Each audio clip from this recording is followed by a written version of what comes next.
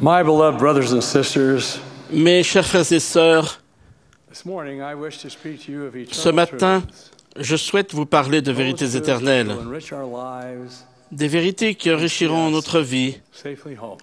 et nous ramèneront sains et saufs à notre Everywhere foyer. people are in a hurry. Partout, les gens sont pressés. Jet-powered aircraft speed Les avions à réaction transportent à toute allure leurs précieuses cargaisons humaines à travers de grands continents et de vastes océans pour que les gens puissent assister à des réunions d'affaires, remplir leurs obligations, jouir de vacances families visited. et visiter de la famille. Roadways everywhere. Partout, des routes, Freeways des autoroutes, and motorways. des voies rapides, des routes express transportent des millions d'automobiles, occupés par encore plus de millions de personnes, Seemingly en un endless flot apparemment for a incessant, multitude of reasons. et pour une multitude de raisons Rush about. pour lesquelles nous nous hâtons chaque jour. In this fast-paced life, Dans ce rythme de vie frénétique, do we ever pause, marquons-nous jamais quelques instants de pause pour méditer, even thoughts of endless and timeless surtout truths? sur des vérités intemporelles? When compared to eternal verities, Comparé aux vérités most of the éternelles, questions and la plupart des concerns questions et des of daily préoccupations de la vie living quotidienne are really sont rather trivial. plutôt futiles. What should we have for dinner? Qu'allons-nous manger ce soir? What color should we paint the living room? De quelle couleur va-t-on repeindre le salon? Should we sign Johnny up for soccer? Doit-on inscrire Johnny au football? These questions and countless L'importance de others ces like them questions et de lose tant their d'autres du même genre significance. s'estompent quand les jours de Times of crise crisis arise, arrivent, when loved ones are hurt, quand des êtres aimés sont blessés, quand la maladie when sickness frappe enters the house of le good foyer health, en bonne santé, when life's candle dims. quand la chandelle de la vie faiblit et que l'obscurité Our menace. thoughts become focused. Nos pensées se We're concentrent easily able to determine et il nous est facile de distinguer ce qui est vraiment what is important merely trivial. de ce qui est simplement futile. I recently visited with a woman J'ai récemment rendu visite à une femme qui lutte depuis plus de 2 ans contre une maladie mortelle. Elle m'a dit qu'avant sa maladie, ses journées étaient remplies d'activités comme nettoyer sa maison à la perfection et la décorer de beaux meubles. Elle allait chez sa coiffeuse 2 ou 3 fois par semaine et dépensait du temps et de l'argent tous les mois pour agrandir sa garde-robe. Elle invitait rarement ses petits-enfants chez elle parce qu'elle craignait toujours que leurs petites mains négligentes ne cassent ou ne détruisent ce qu'elle considérait comme ses précieux biens matériels.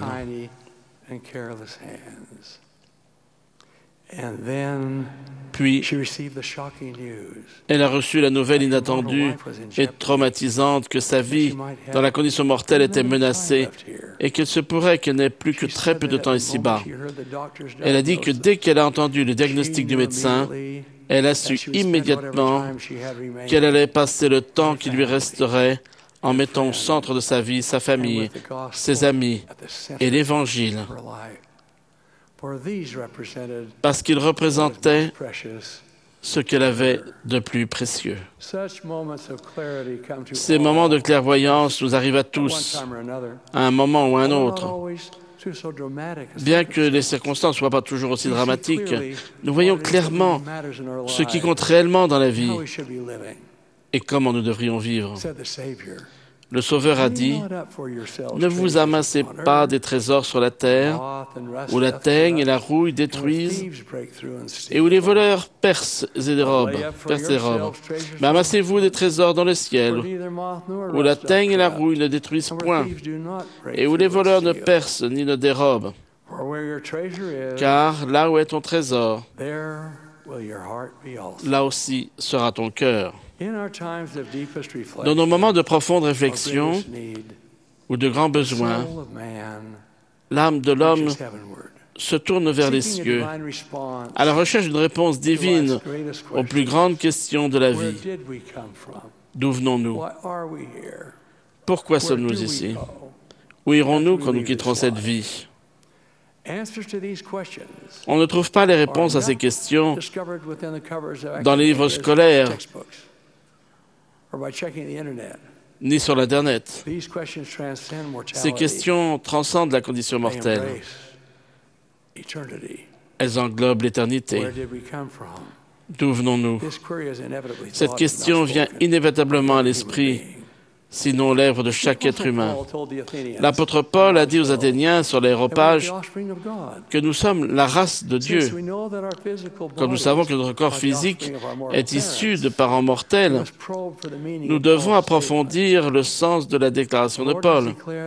Le Seigneur a déclaré que l'esprit et le corps sont l'âme de l'homme. L'esprit est donc engendré par Dieu. L'auteur de l'Épître aux Hébreux l'appelle le Père des esprits. Les esprits de tous les hommes sont littéralement des fils et des filles engendrés pour Dieu. Nous remarquons que pour nous faire réfléchir à ce sujet, des poètes inspirés ont écrit des messages touchants et des pensées transcendantes. William Wordsworth a écrit cette vérité. Notre naissance n'est que sommeil et oubli. L'âme qui se lève avec nous, étoile de notre vie, a pris ailleurs son départ et vient de bien loin. Ce n'est pas dans un oubli complet, ni dans la nudité totale, mais en traînant des nuées de gloire, que nous venons de Dieu, qui est notre foyer. Le ciel est tout autour de nous, dans notre petite enfance. Les parents réfléchissent à leur responsabilité d'enseigner, d'inspirer, de diriger leurs enfants et d'être des exemples. Et pendant que les parents réfléchissent, les enfants, en particulier les jeunes, posent la question profonde. Pourquoi sommes-nous ici? Généralement, ils s'adressent silencieusement à leur âme, se disant « Pourquoi est-ce que je suis ici ?» Comme nous devrions être reconnaissants qu'un Créateur plein de sagesse ait conçu une terre et nous y ait placés avec un voile de l'oubli de notre existence antérieure, afin que nous soyons mis à l'épreuve pour un temps, ayant la possibilité de faire nos preuves, afin de nous qualifier pour tout ce que Dieu a préparé pour nous.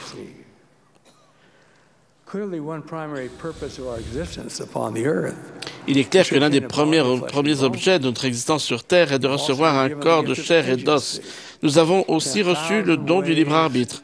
De 1000 façons, nous avons la possibilité de choisir par nous-mêmes. Ici, nous apprenons à la dure école de l'expérience.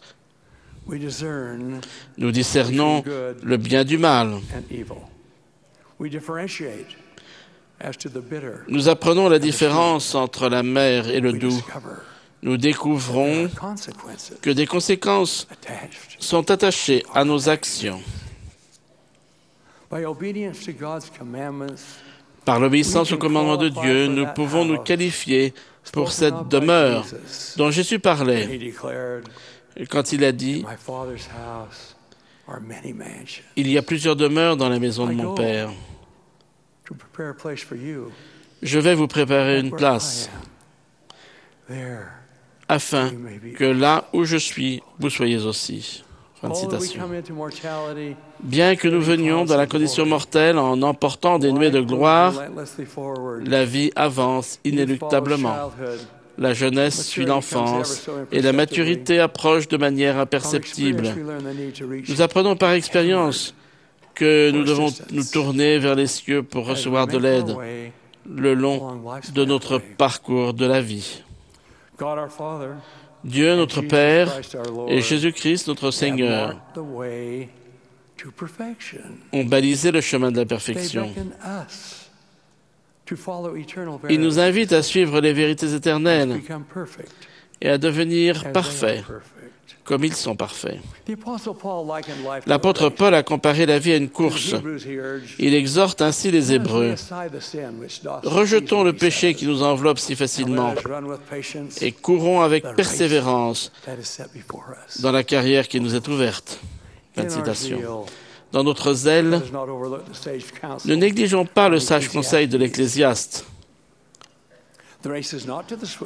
La course n'est point aux agiles, ni la guerre aux vaillants.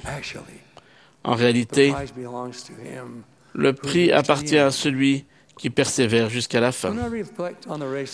Quand je réfléchis à la course de la vie, je repense à un autre genre de course qui remonte à mon enfance.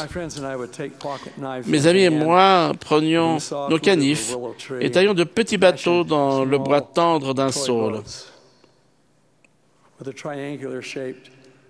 Après l'avoir équipé d'une voile de coton en forme de triangle, chacun lançait son embarcation rudimentaire dans une course sur les eaux relativement tumultueuses de la Provo River, en Utah. Nous courions le long de la rive et regardions les petits esquifs qui, tantôt étaient violemment ballottés dans le courant rapide, tantôt naviguaient sereinement quand le cours d'eau s'élargissait.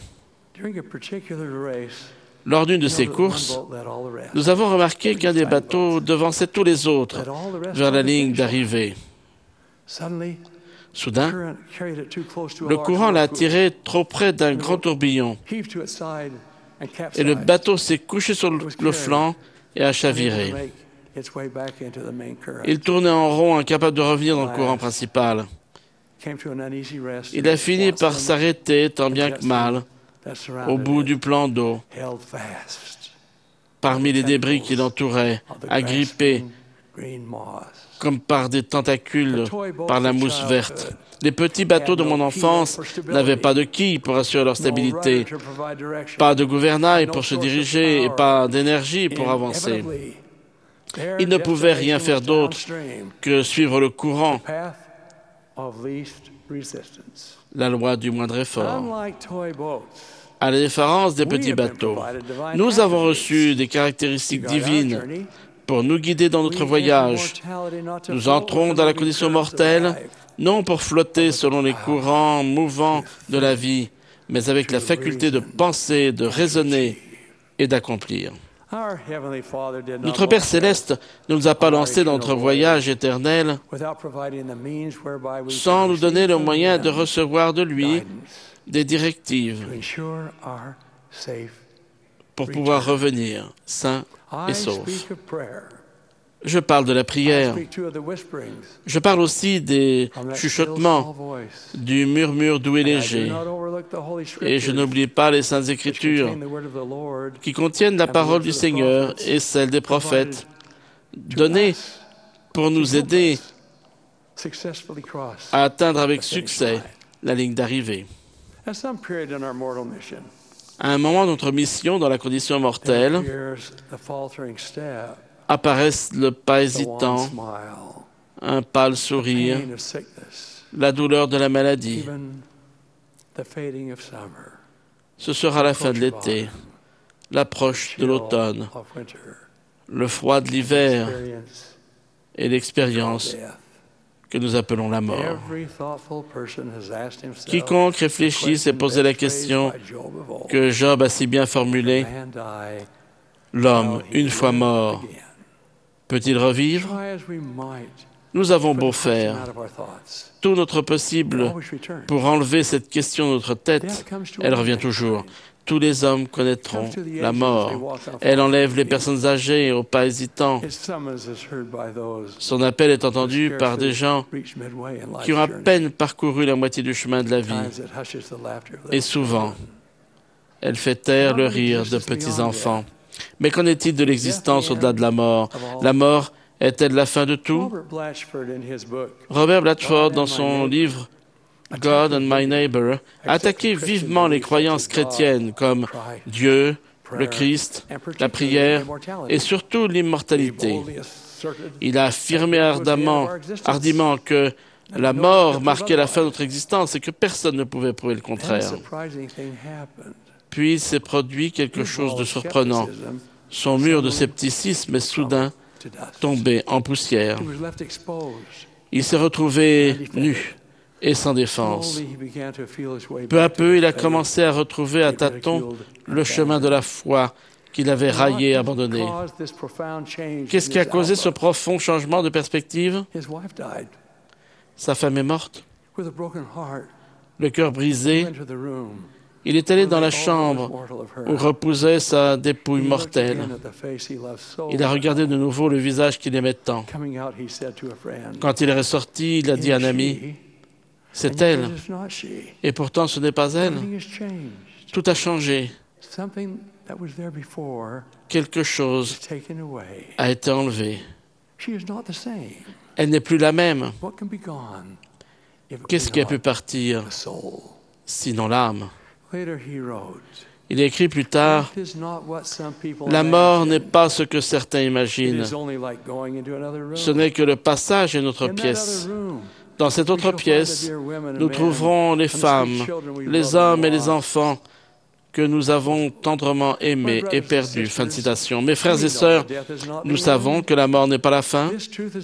Cette vérité est enseignée par des prophètes vivants tout au long des siècles. On la trouve aussi dans nos saintes écritures. Dans le livre de Mormon, nous lisons des paroles précises et consolatrices. Or, en ce qui concerne l'état de l'âme entre la mort et la résurrection, voici. Il m'a été révélé par un ange que les esprits de tous les hommes, dès qu'ils quittent ce corps mortel, oui, les esprits de tous les hommes, qu'ils soient bons ou mauvais, sont ramenés auprès de ce Dieu qui leur a donné la vie. Et alors il arrivera que les esprits de ceux qui sont justes seront reçus dans un état de bonheur, qui est appelé paradis, un état de repos, un état de paix, où ils se reposeront de toutes leurs difficultés et de tous les soucis et de toutes les tristesses. Fin de citation. Quand le Sauveur a été crucifié et que son corps a été déposé dans la tombe pendant 3 jours, son esprit y est entré de nouveau. La pierre a été roulée et le Rédempteur ressuscité est sorti, revêtu d'un corps immortel de chair et d'os. À la question de Job, l'homme une fois mort peut-il revivre? La réponse a été donnée quand Marie et d'autres se sont approchés du tombeau et ont vu 2 hommes en vêtements éclatants qui leur ont dit « Pourquoi cherchez-vous parmi les morts celui qui est vivant? Il n'est point ici, mais il est ressuscité. Nous ressusciterons tous grâce à la victoire du Christ sur le tombeau. C'est la rédemption de l'âme. » Paul a écrit « Il y a des corps célestes et des corps terrestres, mais autre est l'éclat des corps célestes, autre celui des corps terrestres. Mais autre est l'éclat des corps célestes. C'est à la gloire céleste que nous aspirons. C'est dans la présence de Dieu que nous voulons demeurer. C'est une famille éternelle, à une famille éternelle que nous voulons appartenir. Ces bénédictions s'obtiennent par une vie d'effort, de recherche, de repentir et finalement de réussite. D'où venons-nous? Pourquoi sommes-nous ici? Où irons-nous après cette vie? Il n'y a plus de raison pour que ces questions universelles restent sans réponse. De toute mon âme et en toute humilité, je témoigne que ce dont j'ai parlé est vrai. Notre Père céleste se réjouit des gens qui respectent ses commandements. Il se soucie aussi de l'enfant perdu, de l'adolescent qui rentre tard, du jeune qui s'égare, des parents délinquants. Tendrement, le Maître leur dit, comme à nous tous, revenez, avancez, entrez, entrez à la maison. Venez à moi. Dans une semaine, nous allons célébrer Pâques. Nos pensées se tourneront vers la vie du Sauveur, sa mort et sa résurrection. Moi, son témoin spécial, je vous témoigne qu'il vit et qu'il attend notre retour triomphal. Puissions-nous effectivement retourner triomphalement. C'est là ma prière, en son saint nom. Jésus-Christ, notre Sauveur et notre Rédempteur. Amen.